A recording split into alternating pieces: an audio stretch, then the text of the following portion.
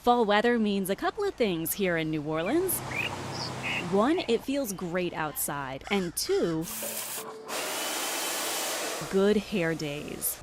It was amazing. We know low humidity is linked to a great hairdo, but what's the science behind it? Let's start with a strand of human hair, which is mostly made up of proteins called keratins. When there's more moisture in the air, there are more water molecules floating around.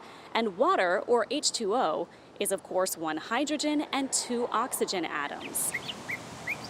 The hydrogen is key because when there's a lot of water in the air, hydrogen bonds form between the water molecule and a hair's keratin proteins. And more bonds cause the hair to fold in on itself. That creates curls. So when the air is nice and dry, there are fewer water molecules, and that means fewer hydrogen bonds, meaning less frizz. It's a happy hair day. High pressure is like mountains of air. So something can't go through that mountain of air. Just like you can't walk through a mountain, same thing with a hurricane. They can't go through high pressure. With that front past us, high pressure is building in our area and our wind flow in the upper levels from the northwest or the west. So that would be pushing things towards the eastern Gulf of Mexico if something came in. So what a hurricane is looking for is that trough or that valley between those upper level mountains of air. And that's why we think somewhere along the eastern Gulf, Florida, or the Atlantic is where this system's going to turn. And while it may be a big year for the water spout, that's not actually probably the case.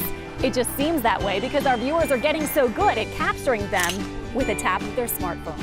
Even though they often look just like twisters, there's some big differences between waterspouts and tornadoes.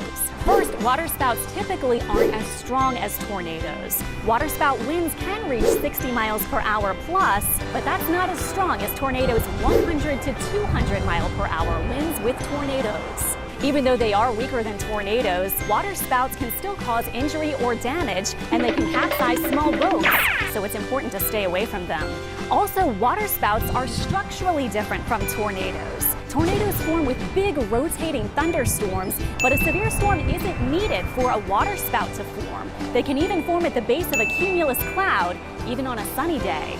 And they're more common in the summer, when waters of the lake or the Gulf heat up to near 90 degrees. That's plenty warm to start a waterspout spinning.